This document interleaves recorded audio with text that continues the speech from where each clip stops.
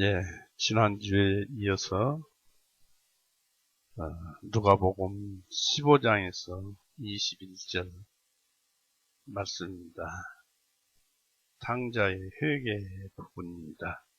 누가복음 15장 15절 21절 말씀입니다.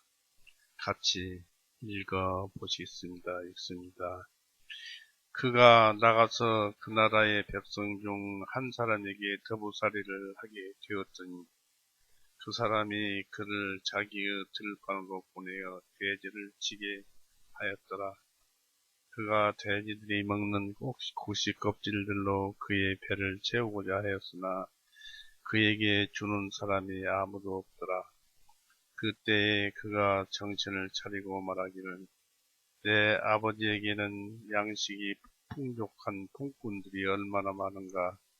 나는 굶어 죽는구나.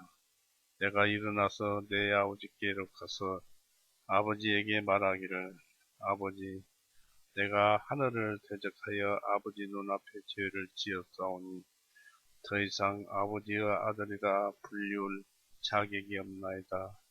나를 품꾼들의 하나로 삼아주소서 하리라 하고 그가 일어나서 자기 아버지에게로 돌아가니라.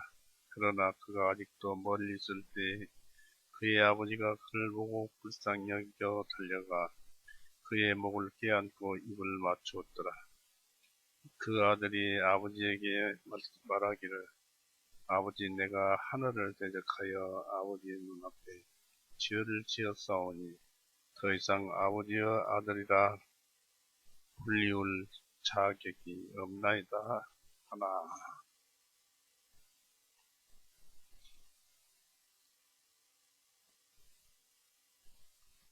같이 기도하시겠습니다. 사랑이 많으신 하나님 아버지, 어제나 오늘이나 영원토록 변함이 없으시고 한 분이 한 마음 한 뜻으로 우리에게 역사하시며 은혜를 베풀어 주시는 하나님 아버지, 참으로 감사합니다. 온 세상이 흉악한 그 사단 마귀들로 인해서 변화가 오고 또 우리의 삶 속에서도 그 영향이 미쳐오지만 그 모든 것을 억물러 이기시고 우리에게 오늘 같은 날을 또 이렇게 주셨습니다. 우리는 바라옵기는 언제나 주님을 떠나지 않고 주님의 은혜 안에 있는 것이오며 또한 주님께서 온 세상을 위해서 이 세상에 오셔서 피 흘리고 죽으신 그 크신 공로를 우리가 잊지 않고 전하는데 우리의 기쁨이 있는 줄 압니다. 우리로 하여금 부족한 우리로 하여금 그 기쁨을 맛보게 우리들에게 선물로 주시옵소서. 항상 우리를 죄에서 비켜가게 하시며 또 떠나게 하시는 우리 구세주 예수 그리스도 이름으로 감사하오며 기도 올렸사옵나이다. 아멘. 네, 반갑습니다. 날씨가 오늘 최고로 더운 날이죠. 말로는 38도, 37도 그렇습니다만 제 생전 처음에도 38도 소리는 처음 들어보는 것 같습니다. 이렇게 날씨가 무더운 것은 그 여러 가지 우리가 알 수 없는 일, 하늘에서 하는 일이기 때문에 우리는 그저 묵묵히 따라가야 할 뿐입니다. 그저 그러려니 하고 살면 사라지는 것입니다. 15장에서 시작되면은 처음에는 이제 탕자 둘째 아들이 자기 몫을 챙겨서 좋은 나라로 가서 먼 나라로 가서 자기 보기에 좋은 나라로 가서 다 탕진해버리고 이제는 이제 굶어 죽게 생겼어요. 그러니까 그때서야 탕자가 회개하는 그런 기록이 여기 나옵니다만은 항상 우리가 여기에서 누가복음 15장을 이해하는 데 있어서 중요한 비중을 차지하는 것이 누가복음 15장 1절, 2절 말씀입니다. 읽어보겠습니다. 그때 모든 세리들과 죄인들이 주님의 말씀을 들으려고 주님께 가까이 나오니 바리새인들과 서기관들이 불평하여 말하기를 이 사람은 죄인들을 영접하고 그들과 함께 먹는다 하니라. 많은 유대인들은 이제 그 모임을 떠났고 세리들과 죄인들만 남았어요. 두 무리만 남았는데 세리들이 죄인들을 영접하고 그들과 먹는다 하고 예수님을 핀잔하는 이 1절, 2절이 전장에 걸쳐서 은원이 펼쳐지면서 진리를 또 뒷받침해 주고 있습니다.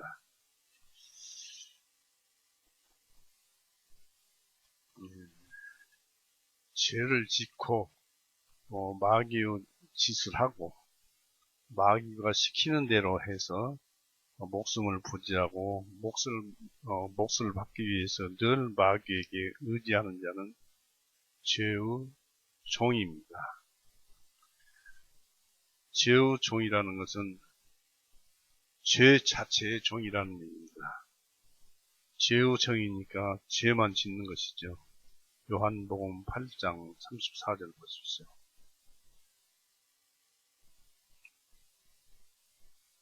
(8장 34절에) 그들이 주님께 대답하기를 우리는 아브라함의 씨여 지금까지 아무에게도 노예가 된 적이 없는데 어떻게 너희가 자유롭게 되리라 말하라니까 하니 있습니다. 지금까지도 아브라함의 자손이요 하나님의 자손이요 하나님의 적장자인데 그래서 하나님의 자손이고 보호를 받는데 어떻게 우리가 죄의 보호를 받고 사느냐 우리가 어떻게 죄의 노예냐고 반문하는 것을 봅니다만은 그들은 죄의 종이었습니다.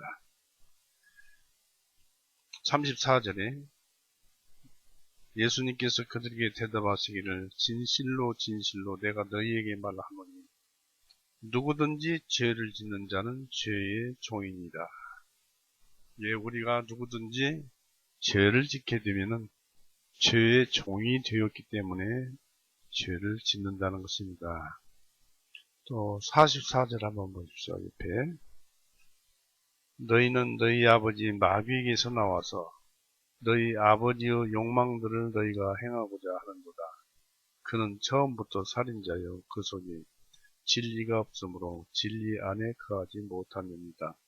그가 거짓말을 할 때마다 제 본성을 드러내나니 이는 그가 거짓말쟁이요 거짓의 아버지이기 때문이라. 사람은 태어날 때 본성상으로 이미 아담의 본성을 가지고 태어나게 됩니다. 그러니까 아담의 본성 속에는 죄를 지어서 죄의 본성이 들어가 있어요. 죄성이 그 마음 밑바닥에 깔려서 언제든지 죄가 일을 하게 되는 것입니다. 그래서 죄의 노예라고 있습니다. 한 군데만 더 찾아보겠습니다. 야고보서 4장을 보세요.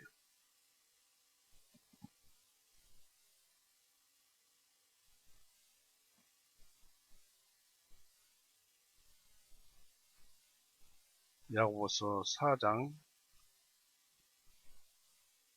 7절을 보세요.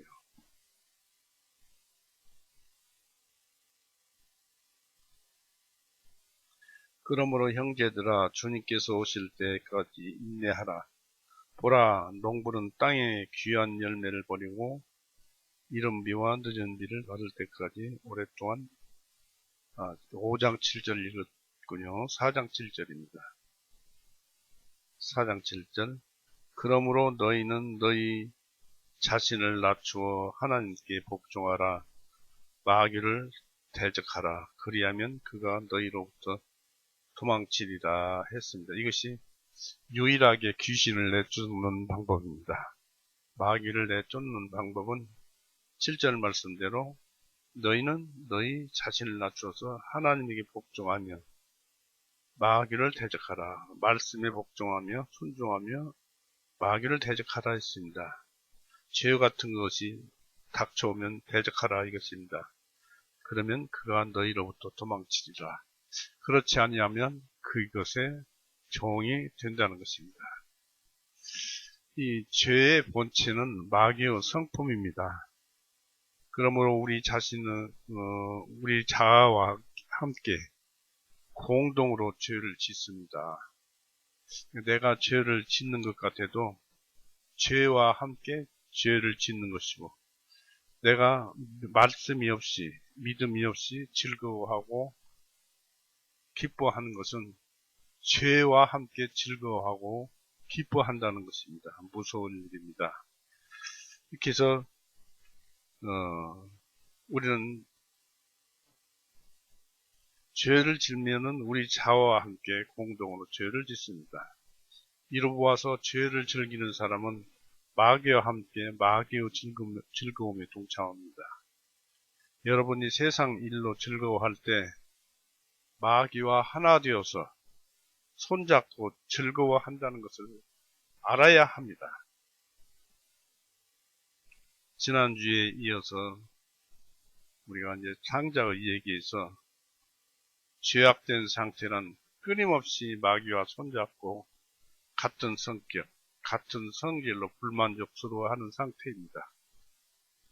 그래서 우리 자신을 잘 다스리고 내가 마귀에게 휩쓸려서 다니는지 아닌지를 살펴봐야 합니다. 이 탕자가 궁핍해져서 스스로 종살이를 하게 되었습니다. 그렇다면 집이 아니라 들판이라도 만족해야 마땅했습니다. 그러나 그것은 족하지 않았습니다. 그는 금주림을 메우고 육신을 지탱하기 위해서 기꺼이 돼지가 먹는 쥐엄열매로 배를 채우려 했습니다. 킹제임스에는 곡식 껍질이라고 했는데 개역성경에는 쥐엄나무 열매라고 그랬습니다. 쥐엄나무 열매를 이스라엘 가서 봤는데 그 넓이는 우리나라 완두콩 넓이의 3배 정도는 넓어요. 그런데 그 안에 콩이라고 있는 것은 점으로 딱 찍어서 그런 정도니까 콩이 있으나 마나요. 씨 하나 정도 있어요. 그걸 먹고 그러니까 그 잎사귀를 콩의 껍질을 돼지는 먹고 이제 자라지만은 사람은 그걸 먹고 살 수 없지요. 그렇습니다. 그것도 배가 고파서 먹으려고 하니까 주지를 않더라는 얘기입니다. 16절을 보세요. 누가복음 15장 16절. 그가 돼지들이 먹는 곡식 껍질로, 이것이 아까 말씀드린 것이죠. 그의 배를 채우고자 하였으나 그에게 주는 사람이 아무도 없더라 했습니다. 그러니 얼마나 배가 고팠겠습니까? 쥐엄나무 열매, 그 껍질로 배를 채우려고 했었는데 주는 사람이 없었다는 얘기입니다. 이 젊은 그 부잣집 아들, 귀공자가 돼지와 같이 먹으려고 했지만은 주는 사람이 없었습니다. 하늘 아버지의 자식이 얼마나 비참한 지경에 이르렀는가 하는 것을 봅니다. 쥐엄나무 열매는 세상 즐거움이요, 세상 기쁨이요, 세상의 희락입니다. 철저한 신앙을 가진 자가 그런 것을 먹으려고 애를 쓰더라 그런 얘기입니다. 하나님을 떠났을 때 이런 죄인들은 자신 있게 만족스럽다고 하지만은 반드시 실망하게 된다는 것을 우리는 명심해야 할 것입니다. 그들은 헛된 것을 위해서 수고합니다. 이사야 55장 보세요.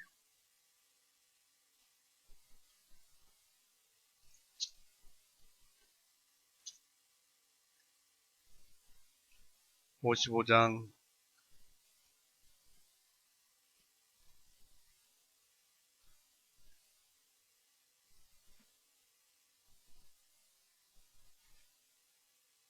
이사야 55장 2절 어찌하여 너희는 양식이 아닌 것을 위하여 돈을 낭비하느냐 만족하지 못하는 것을 위하여 수고를 하느냐 내 말에 부지런히 귀를 기울여 듣고 좋은 것을 먹으라 그리하여 너희 혼이 풍성한 것으로 인하여 스스로 기뻐하게 하라고 여기에 기록되어 있습니다.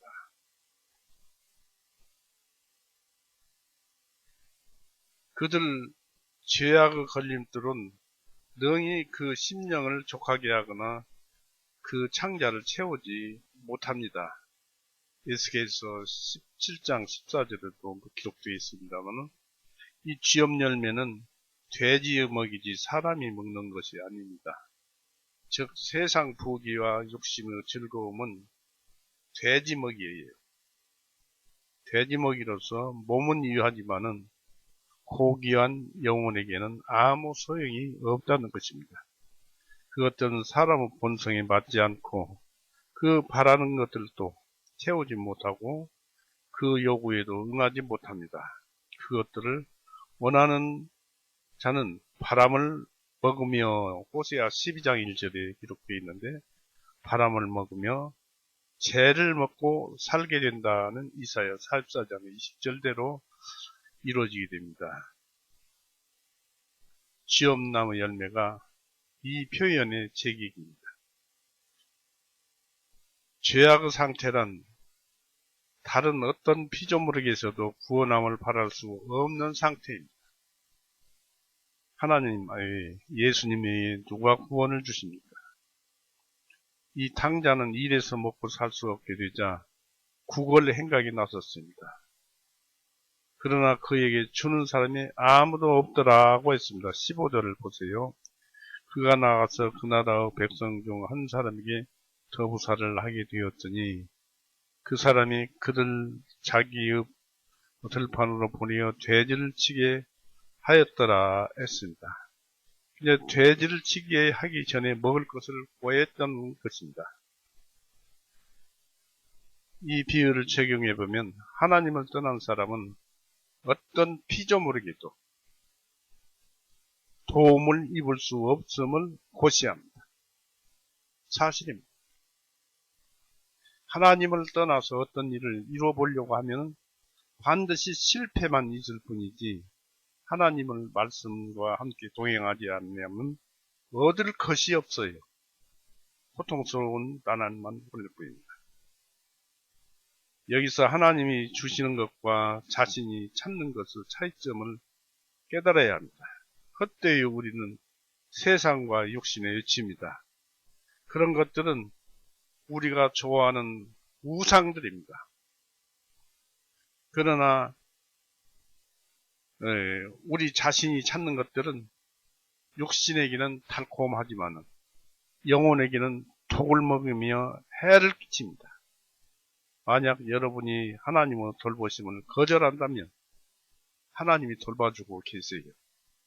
섭리 가운데 여러분 곁에는 천사들이 다 이리저리 도와주고 살펴주고 있어요. 그래서 죄를 지을 때 천사들이 즐거워할까요? 눈을 감고 찡그릴까요? 요즘은 저는 이제 그런 것을 발견하게 됩니다. 천사들이 우리를 도우려고 애를 쓰는데 성령님의 명령으로 우리에게 구원을 이루고 또 구원을 성숙하게 하고 성화시키는데 그 모든 도움을 천사들이 합니다. 천사들은 마지막 날에 그런 사람들, 곧 추수꾼으로서 천사들이 추수꾼이에요. 그런 사람으로서 마지막 날에 천국으로 들어갈 자를 모으는 자가 천사들입니다. 그런데 그 천사들이 우리 각자에게 있는데 그 사람들 앞에서 죄를 지어야 되겠습니까? 그걸 생각하면 부끄럽습니다.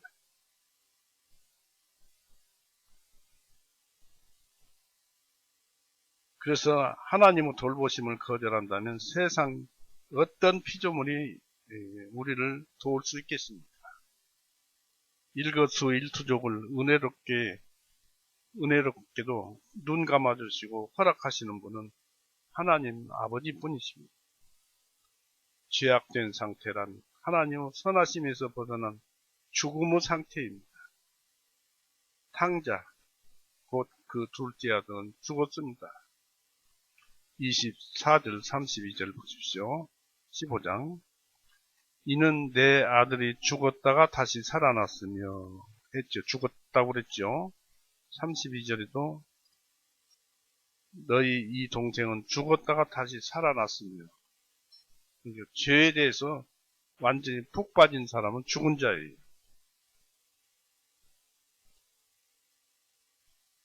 그런데도 일거수일투족을 은혜롭게도 우리 죄가 하나님이 다 보시는데도 눈 감아주시고 허락하시는 분은 하나님 아버지뿐이십니다. 그것을 기억해야 할 것입니다. 죄는 하나님의 뜻, 하나님의 뜻이 무엇입니까? 하나님의 의지입니다. 또 하나님의 의지, 하나님의 뜻은 무엇입니까? 곧 성경에 나오는 율법이 하나님의 뜻이요 하나님의 의지입니다. 하나님은 율법대로 살아가기를 원해요.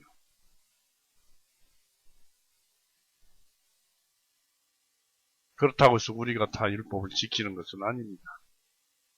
예수님이 우리 안에 계시면 율법을 지켜주십니다.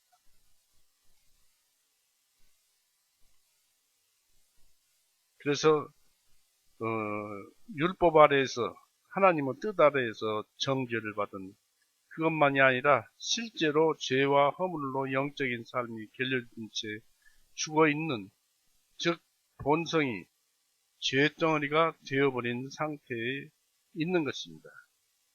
그리스도와 연합이 없고 영적인 체험이 없고, 즉 구원받은 체험이 없고 하나님을 향하여 살아감이 없기 때문에 그는 실제로 죽어 있습니다. 탕자는 그 먼 나라에서, 즉 하나님 나라에서 이 세상으로, 즉 교회에서 사단의 교회로 가서 그의 아버지와 가족에 대해서 죽었고, 그래서 1절 2절을 우리가 읽어봤던 것입니다. 가족에 대해서 죽었고 그들과 관계가 끊어졌습니다. 마치 나무에서 끊어진 가지가 결국 죽듯이 그것이 결국 그가 당하는 마지막입니다. 우리는 하나님 말씀을 봅니다마는 요한복음 15장 2절부터 보겠습니다. 진리입니다. 15장 2절. 내 안에 있어 열매를, 예수님 말씀이에요. 예수님 말씀 안에 있어 열매를 맺지 아니하는 자는 하는 가지마다 아버지께서 제거해 버리시고 열매를 맺는 가지마다 깨끗하게 하시어 더 많은 열매를 맺게 하시느니라. 이제 너희는 내가 너희에게 일러준 말로 깨끗하여졌으니 내 안에 거하라. 그리하면 나도 너희 안에 거하리라. 가지가 포도나무에 붙어 있지 아니하면 스스로 열매를 맺을 수 없음 같이 너희도 내 안에 거하지 아니하면 아무 열매도 맺지 못하리라. 나는 포도나무요 너희는 가지들이라. 누구든지 내 안에 거하고 내가 그 안에 거하면 그는 많은 열매를 맺을 것이니 이는 나 없이는 너희는 아무것도 할 수 없기 때문이라 했습니다. 말씀이 없이는, 예수님이 없이는 무엇을 하든지 죄의 조이고 그 외에 말씀 따라 하는 것만이 예수님의 뜻에 따라 맞춰서 행하는 것입니다.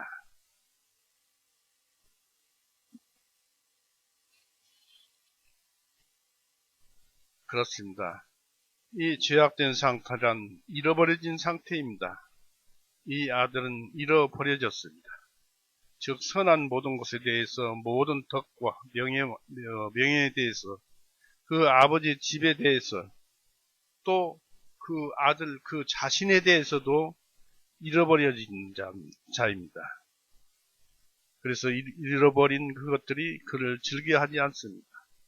하나님과 분리되어진 영혼들은 제 길을 벗어난 여행자와도 같이 또한 의인과 죄인을 구별하지 않는 하나님 아버지의 무한한 자비가 지켜주지 않는다면 결국은 바다에 곧 침몰할 때처럼 잃어버려졌고 돌이킬 수 없이 없어진 것입니다. 감사하게도 하나님께서는 무한한 자비 때문에 죄인들도 은총을 베풀어 주시고 구원의 길도 열어주시고 먹고 살게 해주십니다. 그러나 아주 죄를 지은 사람은 그렇지 못하지요. 이 죄악된 상태란 광기와 창란의 상태입니다. 이 사실은 그가 정신을 차리고 라는 17절 말씀에서 우리가 알 수 있습니다. 즉 스스로 정신을 차리고 라는 말은 17절 보세요. 17절에 그때 그가 정신을 차리고 말하기를 다 굶어 죽게 생겨서 정신을 차린 것입니다. 즉 스스로 정신을 차리고라는 말은 육신의 생명이 끊어지기 직전에 자기 삶을 뒤돌아볼 때뿐입니다. 17절은 그가 전에 제정신이 아니었음을 나타내주고 있습니다. 그가 아버지 집을 떠난 것이나 또 스스로 먼 나라의 백성 중에 한 사람이 된 것들을 이 모두가 미치광이의 집과 같은 것임을 비로소 알았습니다. 그러므로 광기는 죄인의 마음속에 있다고 말씀되어지고 있습니다. 누구나 다 가지고 있지만은 믿지 않는 사람들은 더하죠. 전도서 보십시오. 이사야 앞에 전도서 9장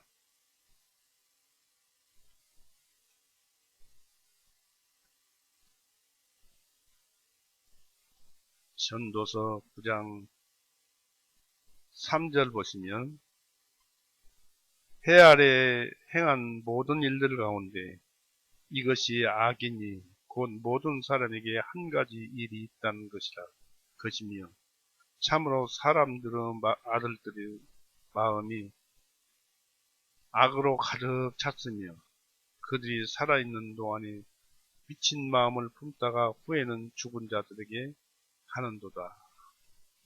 이게 누가 쓴 전도서입니까? 솔로몬이 쓴 전도서인데 그 시대에 이스라엘 사람들에게 쓴 전도서입니다. 아무리 하나님을 믿는다 하지만 제대로 믿지 않으면 하나님을 온전히 믿지 아니하면 마음이 악으로 가득 차고 그들이 살아있는 동안에 미친 마음을 품다가 후에는 죽은 자들에게로 가는도다. 그러니까 우리는 항상 믿음 안에서 구원받았다는 그 믿음 안에서 예수님께 감사하고 구원받았으니까 지옥에 안 가니까 감사가 나올 수밖에 없죠. 그 감사한 마음으로 살아가야 합니다. 그 감사한 마음에서 하나님을 섬기려는 마음이 나오는 것입니다. 사탄이 그의 영혼을 차지하고 있었습니다. 이 미치광이 사람들은 다 그렇게 미친 마음을 품고 사는데 사탄이 그의 영혼을 그렇게 차지하고 있었다 그런 얘기입니다. 그러므로 군대 귀신이 들렸던 사람은 얼마나 지독하게 했겠는가를 짐작을 합니다. 미친 사람들과 같은 죄인들은 어리석은 욕심으로 그 스스로를 광란하며 파멸게 합니다. 중요한 것은 어떤 일에든지 욕망이 끼어들었습니다. 이 세상에는 3대 욕망이 있죠. 육신의 정욕, 안목의 정욕, 이생의 자랑 3대 욕망이 있는데 그 앞전에 야고보서 읽어보면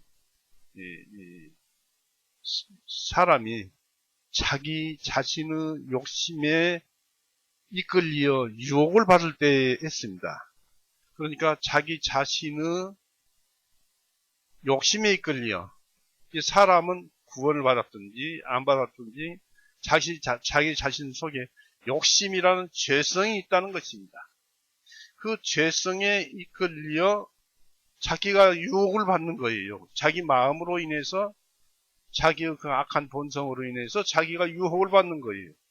그래서 미혹에 빠지나니 그렇게 되니까 사단이 이걸 해라 저걸 해라 저걸 해라 해서 미혹에 빠지나니 그래서 죄를 짓는다 이것입니다. 죄를 지면은 자기가 지은 줄 알아야 될 것입니다. 욕심이 일어나면 자기 속에 있는 죄성이 욕심을 부리고 있다는 사실을 알아야 할 것입니다. 그래서 어리석은 욕심으로 그 스스로를 광란하게 하고 파멸케 합니다.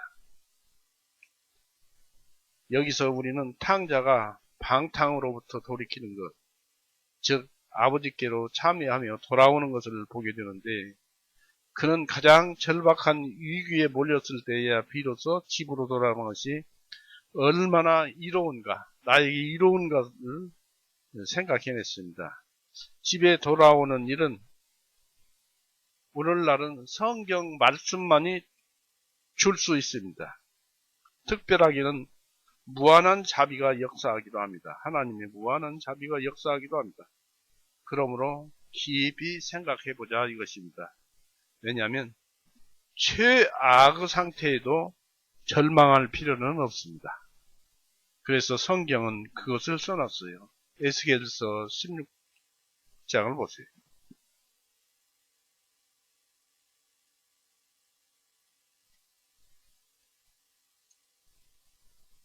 에스겔서 16장 6절 내가 네 곁을 지나면서 네 자신의 피로 더럽혀진 너를 보고 네가 내 피로 젖어 있을 때 내가 네게 말하기를 살아라 하였으며 참으로 네가 내 피로 젖어 있을 때 내가 네게 말하기를 살아라 하였느니라. 곧 죽을지라도 생명이 경각에 달려서 곧 죽을지라도 구원을 안 받았으면 구원을 받아라. 살아라. 구원을 받아라는 그 하나님의 절규입니다. 어찌 보면 삶이 있는 곳에는 생명의 불빛이 꺼지기 전까지는 육신의 생명의 빛이 꺼지기 전까지는 희망이 있습니다. 하나님의 은총은 가장 굳은 마음도 부드럽게 하시고 타락의 극심한 흐름 속에서도 새로운 전기를 주시는 분이 하나님입니다. 이제부터 살펴보면은 탕자의 복귀와 회개의 기회는 무엇이냐 이것입니다. 그것은 두려움과 고통이었습니다. 궁핍 속에서야 비로소 정신을 차리게 된 것입니다. 우리는 이것을 주의해야 할 것입니다. 두려움과 고통이란 하나님의 은총으로 정화될 때 잘못된 길에서 죄인이 돌아오는 다행한 수단이 됩니다. 하나님의 은총이죠. 그것에 의해서 귀는 트여서 가르침을 듣게 되고 마음은 교훈을 받아들이도록 열려집니다. 또한 그것은 세상의 헛됨과 죄악의 사악함을 직접적으로 증명합니다. 영적으로 두려움과 고통을 적용해 봅니다. 우리는 피조물이 우리를 행복하게 하는 데는 충분하지 못함을 발견하고 무슨 수를 써서라도 영혼을 구원하는 데는 아무 소용이 없음을 알게 되면은 그때서야 정신을 차리고 두려움과 고통을 없애주시는 하나님께 돌아갈 생각을 합니다. 하나님이신 예수 그리스도 외에는 죄악의 권세 밑에서 신음하는 영혼에게 어떤 의사도 소용이 없습니다. 어떤 위로자도 쓸데가 없습니다. 우리가 원하는 것은 아무도 줄 수 없음을 알 때에야 비로소 하나님의 섭리가 우리 자신들을 우리 예수 그리스도에게 막히게 되는 것입니다. 그것이 바로 두려움과 고통입니다. 그를 탕자를 돌아오게 하는 것을 준비케 한 것은 무엇이었습니까? 그것은 바로 생사의 갈림길에서 두려움과 고통 속에서 자신의 지나온 길을 뒤돌아보는 심사숙고였습니다. 항시 뒤돌아봐서 자신이 옳은 길인지 성경 말씀에 비춰봐야 되죠. 그래서 정신을 차리고 그 생각은 하나님의 은총이요 섭리의 선물이었습니다.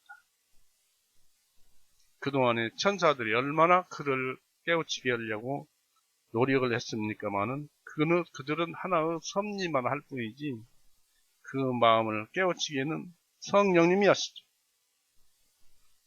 내 아버지께서는 바로 내 하나님에게는 양식이 풍족한 품꾼들이 얼마나 많은가로 17절에 기록되어 있죠.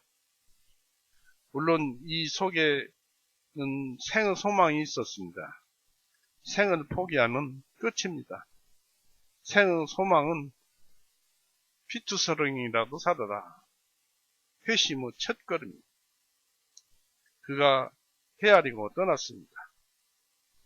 20절에 보니까 20절 뭘까요?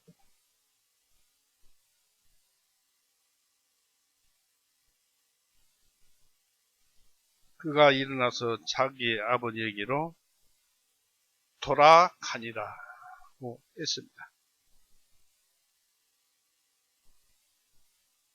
그리고 에스겔서 18장 27절, 28절이라는 말씀에도 여기서 그가 심사숙고한 것은 무엇이었을까요? 에스겔서 18장 보세요.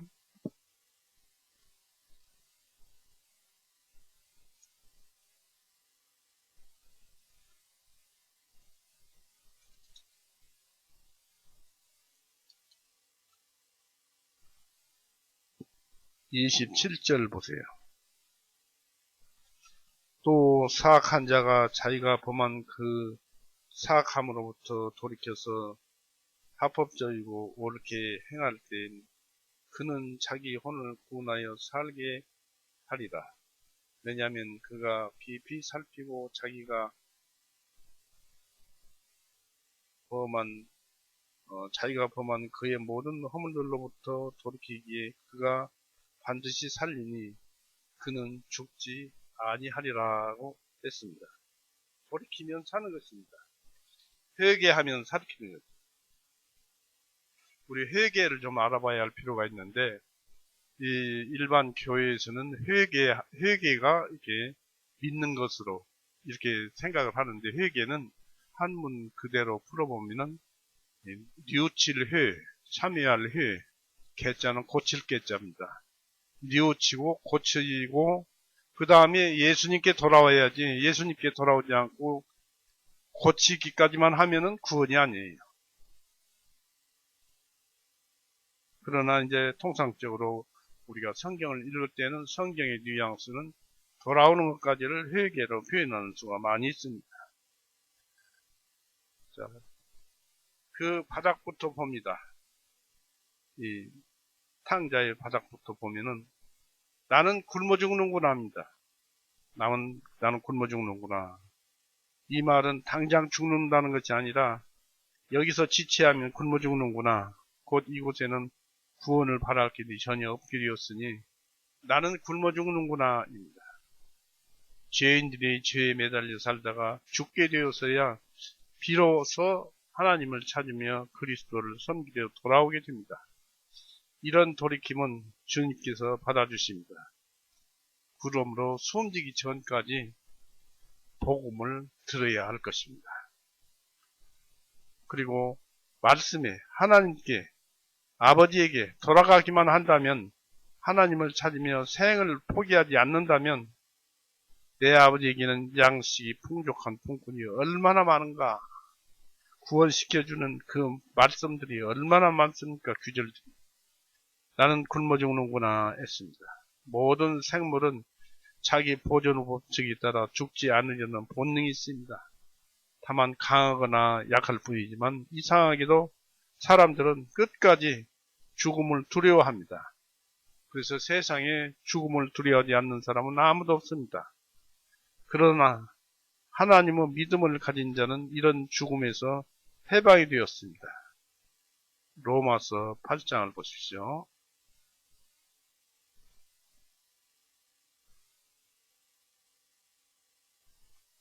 로마서 8장 38절. 이는 내가 확신하노니 사망이나 생명이나 천사들이나 정사들이나 권세들이나 현재 있는 것들이나 장차 올 것들이나 높음이나 깊음이나 어떤 다른 피조물이라도 그리스도 예수님 우리 주님 안에 있는 하나님의 사랑에서 우리를 능히 떼어놓을 수 없으리라 고 했습니다. 하나님이 이처럼 세상을 사랑하사 독생자를 주셨으니 저를 믿는 자마다 멸망치 않고 영생을 얻게 하려 하심이라는 바로 하나님의 사랑에서 우리를 능히 떼어놓을 수 없으리라고 하였습니다. 그렇습니다. 이 말씀대로입니다. 우리는 죽음에서 해방되었습니다. 그렇다고 해서 두려움이 없는 것은 아닙니다. 믿음이 깊어질수록 죽음에 대해서는 초연해질 수도 있습니다. 모든 사람에게는 전능하신 하나님 아버지가 계십니다. 아버지께 돌아가면 삽니다. 이 믿는 사람이 죽는 것에 대해서 어떨 때에 완전히 죽음을 두려워하지 않느냐면 자기가 죽는 시간이 결정이 되었어요. 그래서 이제 이때는 죽어야 하는구나 라고 하는 것을 알았어요. 그러면 그 죽는 시간에 대해서 죽는 것에 대해서 믿는 자는 두려워하지 않습니다. 그래서 우리는 어떤 상황이라도 두려워할 필요는 없습니다. 설사 죽게 되었더라도 죽을 것이 우리 마음 앞에 딱 정해진다면 우리는 두려움이 완전히 사라져버리고 맙니다. 이 아버지에게 돌아가야 할 목적은 무엇입니까? 또 영원히 살기 위해서는 어떻게 해야 할 것입니까? 탕자는 먼저 무엇을 결정을 하였습니까? 그것은 일어나 아버지께 가자였습니다. 18절 20절 보십시오.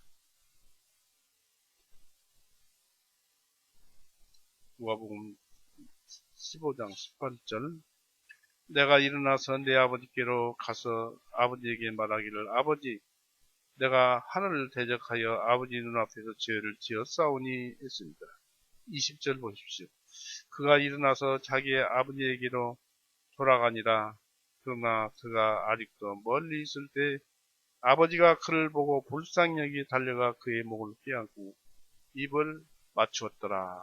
이 대목을 나중에 다시 한번 설명할 것입니다만은 여기에서 하나님의 사랑이 얼마나 큰가를 볼 수 있어요. 꾀째제하고 더럽고 그런데 그 깨끗이 씻어라, 손발을 씻어라, 모욕을 해라 그런 다음에 입을 맞추는 것이 아니라 그냥 더러운 상태 그대로 입을 맞춰준 하나님의 사랑입니다.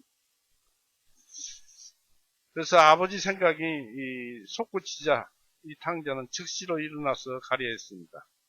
비록 먼 나라에 있고 아버지의 집과는 멀리 떨어져 있어서 멀었지만은 설령 가다가 죽더라도 탕자는 돌아가려고 했습니다. 이같이 회개한다는 것은 하나님께로부터 뒷걸음질 친 모든 걸음걸음을 돌이켜 뒤밟아서 하나님께로 돌아가는 것입니다. 우리는 육신에 빚진 자가 아닙니다. 또 죄에 대해서 빚진 자도 아닙니다. 안 지면 되잖아요, 죄를. 육신이 시키는 대로 안 하면 되잖아요. 또 마귀의 노예로 살 의무도 없습니다. 우리는 마귀의 노예가 아니잖아요. 원한다면 마귀를 섬기는 일을 그만둘 자유가 우리에게는 있습니다. 탕자가 어떤 결심으로 말하는지를 우리가 살펴봅니다. 일어나서 내 아버지께로 가자고 18절에 기록되었죠. 마귀의 노예로 머물러 굶주려 죽는 것보다는 차라리 가다가 죽더라도 아버지께로 가자. 여기서 탕자의 굳은 의지를 볼 수 있습니다. 탕자는 아버지에게 무엇을 말할지 미리 결정을 했어요. 진정한 회개는 일어나서 하나님께서 보소서 제가 당신께 왔나이다입니다.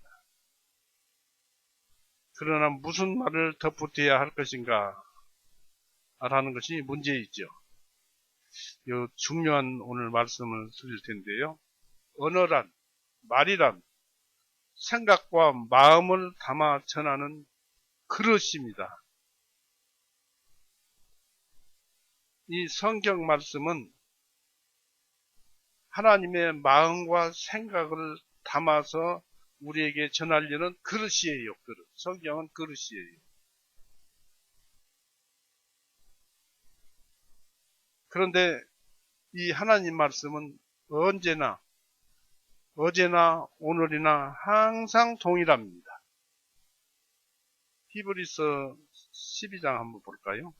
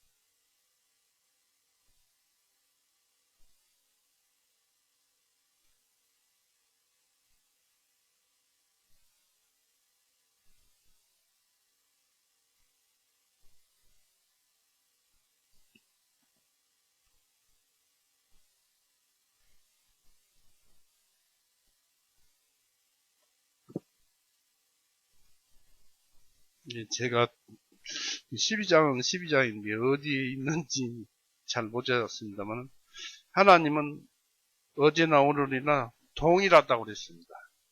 항상 동일하다고 그랬어요.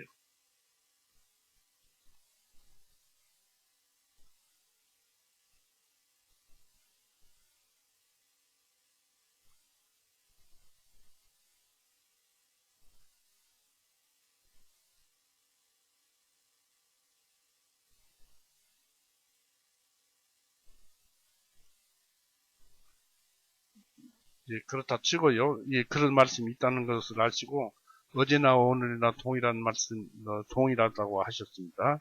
즉 다시 말해서 성경 말씀은 구약에다 기록을 해 놨든지 신약에다가 기록을 해 놨든지 하나님 말씀을 이 말씀이라는 글 속에 하나님의 마음과 그 생각을 담아서 우리에게 전하는 거예요. 그리고 이 성경책이 변함이 없고 항상 성경책은 한 권 그대로잖아요. 이 한 권 안에 하나님 마음과 생각과 이걸 다 담아놓은 거예요. 그리고 이 말씀 속에는 믿음이 있고 영생이 있고 성령님이 있어요. 즉 하나님의 신적 인격의 성품이 있어서 성품이 있다는 것은 대화할 수 있다는 것입니다. 이 말씀과 대화도 할 수 있다는 것입니다.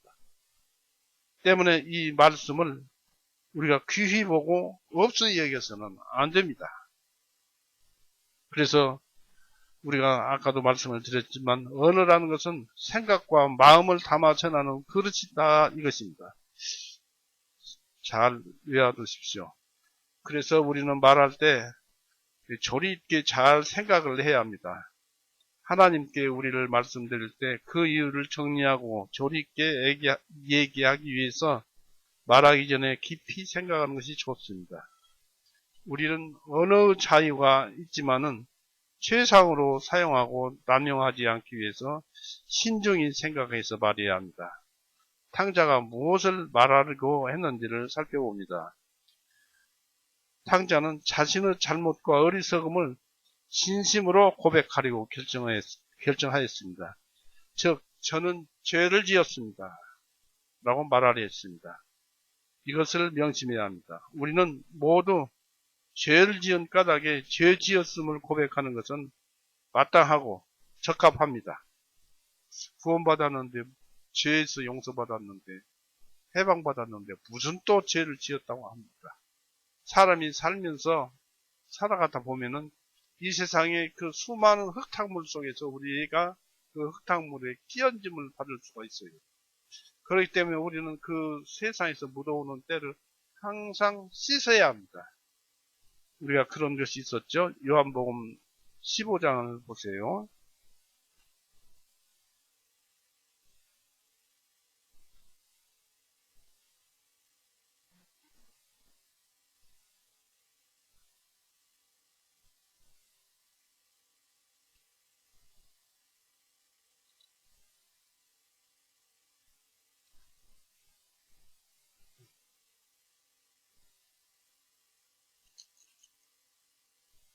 요한복음 13장을 보십시오. 요한복음 13장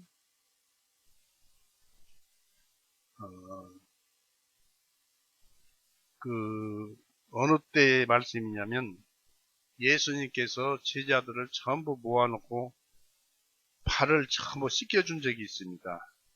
발가락까지 샅샅이 씻어주면서 씻어줬는데 13장 8절을 보십시오. 베드로가 주님께 말씀드리기를 주님께서 내 발만은 절대로 씻기지 못하시리다. 감히 나의 선생님이신 예수님 그리스도께서 어떻게 내 발을 씻기십니까? 나 같은 죄인의 발을. 그러니까 내 발만은 절대로 씻기지 못하시리다 하니까 하매 예수님께서 그에게 대답하시기를 만일 내가 너를 씻기지 아니하면 나에 대한 너의 몫이 없느니라 하시했습니다. 이게 무슨 말씀입니까? 우리가 살면서 죄 안 지을 수 없잖아요. 그럴 때마다 죄를 지을 때마다 예수님을 불러보십시오. 그리고 내가 오늘 이렇게 죄를 지었습니다. 라고 죄를 자백해 보십시오. 그러면 발이 깨끗해지는 것입니다. 그 발이 깨끗해지는 것은 요한일서를 보십시오.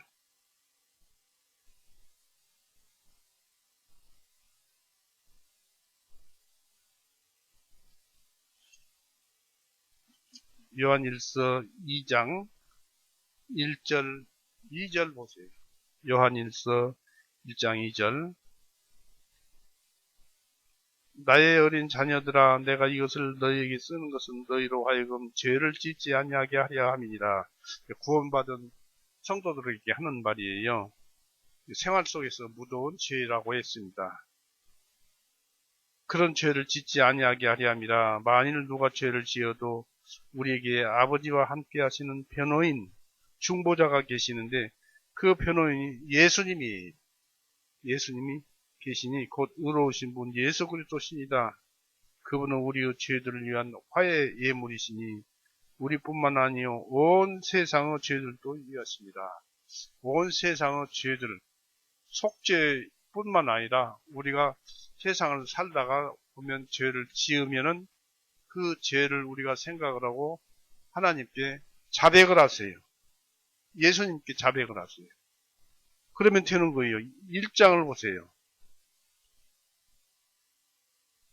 1장 9절 만일 우리가 우리의 죄들을 자백하면 그분께서 신실하시고 의로우셔서 우리의 죄들을 용서하시며 모든 불의로부터 우리를 깨끗하게 하시린다. 발을 씻어준다. 그런 얘기입니다. 이처럼 우리는 예수님께서 모든 일을 죄를 용서해 줄 뿐들 아니라 세상에서 묻혀오는 죄까지도 깨끗하게 해서 여러분을 깨끗하게 합니다. 그러나 우리가 살 때 보면은 죄 짓고도 같이 싸우고 그러죠. 예수님 찾아서 회개하고 잘못했습니다고 자백하기는 그냥 같이 싸우고 막 이렇게 화내고 그럴 때가 많습니다. 우리의 이제 성화가 그만큼 찢어져 있더라 그런 얘기입니다.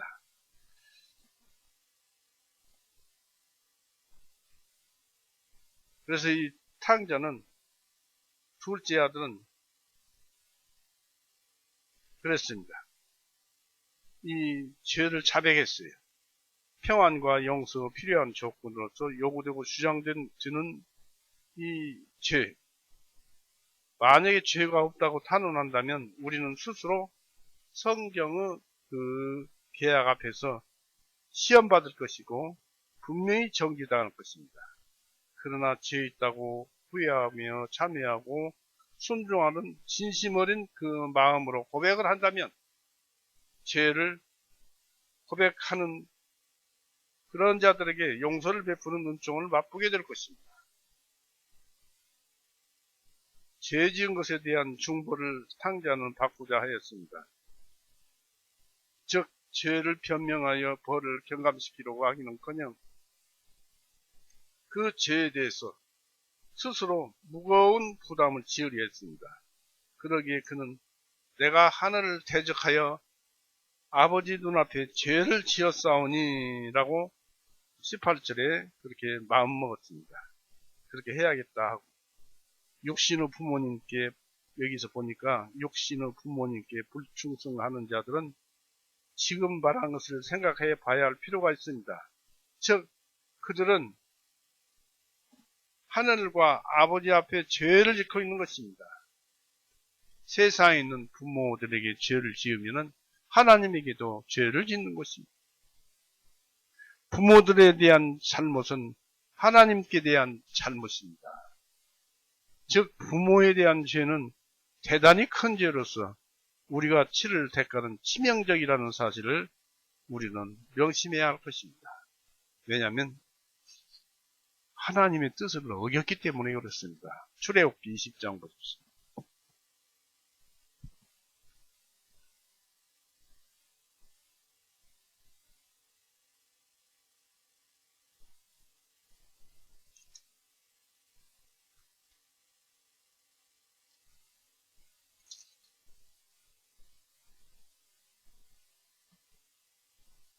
출애굽기 20장 12절 내 아버지와 내 어머니를 공경하라. 그리하면 주 너 하나님이 네게 준 땅에서 네 날들이 길리라 하였습니다. 이것이 몇 번째 계명입니까? 5번째 계명 아닙니까? 모든 창세기에서 여호수아까지 613가지 그 계명 중에서 그 강령이 되지 않습니까? 5번째 계명이죠. 그래서 이 말씀은 하나님의 뜻이요 하나님의 의지이기 때문에 이 하나를 어기면은 하나님께 큰 죄를 짓는 거예요. 그래서 하늘과 아버지께 죄를 대적하였다라고 하는 것입니다. 이 죄는 우리에 대한 하나님의 권위를 무시하는 데서 범해집니다. 우리는 하늘에게 죄졌습니다라는 말은 여기서 하나님은 하늘로 불리워지는데 21절에 보면은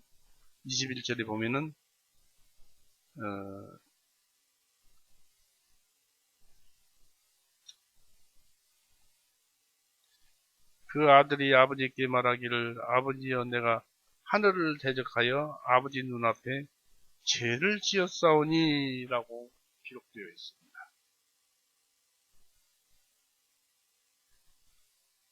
이런 하나님이 우리들보다 높이 계시고 우리를 통치하심을 나타내기 위해서 말씀하신 것이 바로 하늘을 대적하여 라는 말씀입니다.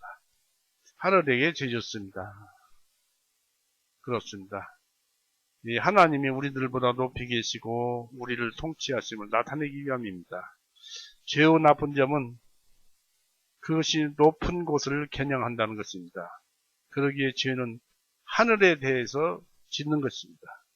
그래서 이 방자한 죄인은 하늘을 쳐다보면서 욕설을 퍼붓는 그런 자입니다. 시편 73편의 8절 9절에 기록되어 있는데요. 그러나 우리가 하늘을 해칠 수는 없기 때문에 우리의 악은 무력한 악의에 불과할 뿐입니다. 어찌 보면 어리석은 생각입니다. 어리석은 악의입니다. 하늘을 향해 침뱉으면 결국은 자기 머리에 떨어진다고 시편 7편 16절에도 기록되어 있습니다. 죄는 하늘의 하나님께 대한 모욕이고 하늘의 영광과 기쁨을 몰수하는 것이고 하늘나라의 계획을 부정하는 것입니다. 우리가 늘 죄죄합니다만 가벼이 볼 일이 아닙니다. 죄는 우리를 감찰하시는 하나님의 눈을 멸시하는 데서 저질러집니다. 나는 하늘에 대해서 더구나 당신 앞에서 당신이 지켜보는 데서 죄를 범했습니다 라고 당당하게 대드는 그것보다도 하나님께 대해서 더 큰 모독은 없는 것입니다. 이제 탕자는 스스로 자기를 심판하고 정죄하려 작정을 했습니다. 더 나아가 가족이 가지는 특권까지도 몰수당해야 함을 인정하려 했습니다. 이 탕자만. 그러므로 탕자는 지금부터 아버지의 아들이라 불리울 것을 감당치 못하겠나이다 라고 말을 했습니다.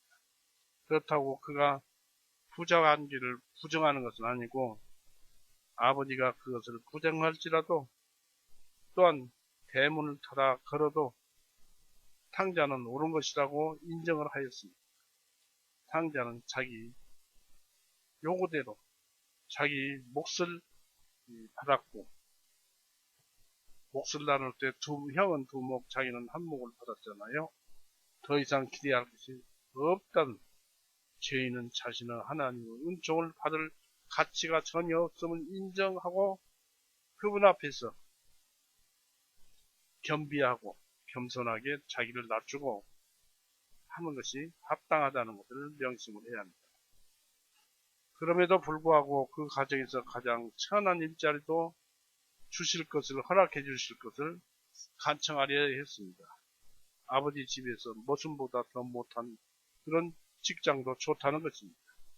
나를 품꾼으로 하느라도 보소서 그것만으로도 충분하며 제게는 너무도 좋습니다. 꼭 기억을 합시다. 진정으로 회개하여 돌아온 자는 하나님의 집에서 큰 가치가 있고 그곳의 특권을 가지게 됩니다. 그래서 그 안에 들어가기만 된다면, 집 안에 들어가면, 하나님 집에 들어가기만 한다면 어느 곳, 어느 자리에 있을지라도 설령 문직이라도 시편의 84전 시편에는 다윗이 문직이라도 좋다고 했습니다. 문직이라도 그는 기뻐하게 됩니다. 만약에 그에게 종과 같은 그런 위치로 대접받도록 강요된다 해도 그는 순종할 뿐만 아니라 현재의 위치를 생각해서 오히려 종도 특혜로 생각할 것입니다. 우리가 그래야 한다 이것입니다. 자신들이 배반하며 떠났던 하나님에게로 돌아오는 사람들은 하나님을 위해 어떤 방법으로든지 사용되기를 원해질 수밖에 없고 그분을 받들고 영광 돌리는 것은 참으로 그 영광 돌리는 것을 스스로 원해질 수밖에 없습니다. 나를 품꾼의 하나로 삼아주소서. 18절 한번 보십시오. 내가 일어나서 내 아버지께로 가서 아버지에게 말하기를 아버지 내가 하늘을 대적하여 아버지 앞에 눈을 지었사오니 더 이상 아버지의 아들이라 불리울 자격이 없나이다. 나를 품꾼들의 하나로 삼아주소서 하리라고 여기에 기록되어 있습니다. 이상 모든 것에서 탕자는 자기 아버지를 아버지로서 이제서야 분모 죽게 생겼어야 바라보려 하고 있음을 알 수 있습니다. 그러기에 그는 일어나서 나의 아버지께로 가자. 이 가자가까지가 구원입니다. 가서 아버지와 끌어안고 입을 맞출 때까지가 구원입니다. 아버지께로 가자. 그리고 아버지여라고 말하자 합니다. 하나님을 아버지로서 그리고 우리들 아버지로 보면 누구든지 죄를 회개하고 그분께 돌아가는데 큰 소용이 있다는 것을 기억을 해야 합니다. 그것이 우리의 죄에 대한 슬픔을 순수하게 만들고 다시는 죄짓지 않으라는 결심을 강하게 합니다. 용서받으리라는 희망을 크게 가지게 해줍니다. 하나님은 회개하는 자나 간청하는 자들에게서 아버지라고 불리워지기를 너무나도 기뻐하십니다. 하나님. 에브라임아 너는 내 사랑하는 아들이 아니냐라고 했습니다. 예레미야 31장 20절에 하나님은 애달픈 그 말씀을 볼 수 있습니다. 탕자는 이 결심을 어떻게 실행했나요? 그가 일어나서 아버지에게로 돌아가니라 했습니다. 20절 보십시오. 그가 일어나서 자기 아버지에게로 돌아가니라 했습니다. 그는 이 선한 결심을 지체하지 않고 실행에 옮겼습니다. 그는 쇠뿔은 당김에 빼듯이 더 좋은 기회가 오기를 기다리지 않았어요. 확신이 들면 곧 응하는 것이, 말씀이 옳다고 우리에게 지적을 해주면 그대로 응하는 것이 우리에게는 이익임을 기억을 해야 합니다. 일어나 가자라고 머뭇거리며 말했어요. 그러나 아닙니다. 곧바로 그렇게 실천에 옮겼습니다. 그는 도중에서 피곤하고 더 이상 갈 수 없는 그런 척 하지 않았고 약하고 지쳤지만은 끝까지 실행해 나갔습니다. 오 이스라엘아 네가 나에게 돌아오려 한다면 끝까지 하라는 말씀입니다. 즉 하나님의 말씀은 지치지라도 낙심하지 말고 그 말씀에 붙들고 일어나가면은 절대 이 하나님은 나에게는 내 생각으로는 절대 안 이루어질 것 같은데 이루어진단 말입니다. 하나님과 떨어져 있으면 무슨 일을 하든지 안 이루어집니다. 하나님과 동행하면 이 말씀과 동행하면 안 될 것 같은데 되어진다는 얘기입니다. 그래서 오 이스라엘아 네가 나에게 돌아오려 한다면 끝까지 하라 이것입니다. 이게 하나님 말씀입니다. 오늘은 이렇게 해서 마칠까 합니다. 같이 기도드리시겠습니다. 살아 임하신 하나님 아버지, 오늘 또 주신 말씀 속에서 탕자가 얼마나 마음고생이 심했을까, 또 얼마나 육체적으로 고난이 심했을까. 그러나 그것은 탕자를 위한 하나님의 아름다운 섭리였고 무한한 사랑의 섭리였음을 발견하게 됩니다. 우리들에게도 우리가 잘못 걸어가고 잘못 생각하고 잘못 행동할 때 탕자와 같은 그런 생각을 가지도록 하나님이 주실 수 있는 섭리로서 우리에게 꾸중을 하시고 그렇게 해서 우리로 하여금 이뤄주옵소서. 하나님과 우리가 함께 해야만 온전한 것을 얻는다는 것을 오늘 배웠습니다. 잊지 않게 하여 주옵소서. 언제나 감사드리고 또 우리 가정도 마찬가지입니다. 우리 가정도 자기 혼자의 힘으로 꾸려나가면은 안 되는 줄 압니다. 하나님께서 개입하셔서 같이 꾸려나가야 하는 줄 압니다. 또 모든 주위 사람들도 하나님과 함께 행해야만 온전한 구원을 이룰 수 있는, 그래서 우리 교회를 즐겁게 만드는 그런 일이 있을 줄 압니다. 그러나 우리는 아직도 어리고 힘들고 또 하나님을 믿는다 하면서 많이 기울어져 삽니다. 지켜주시고 능력을 주시고 기쁨을 주셔서 우리로 하여금 강하게 하여 주옵소서. 언제나 주님만 의지하오며 우리를 죄에서 영원히 구원해 놓으신 우리 구세주 예수 그리스도 이름으로 감사하오며 기도 올렸사옵나이다. 아멘.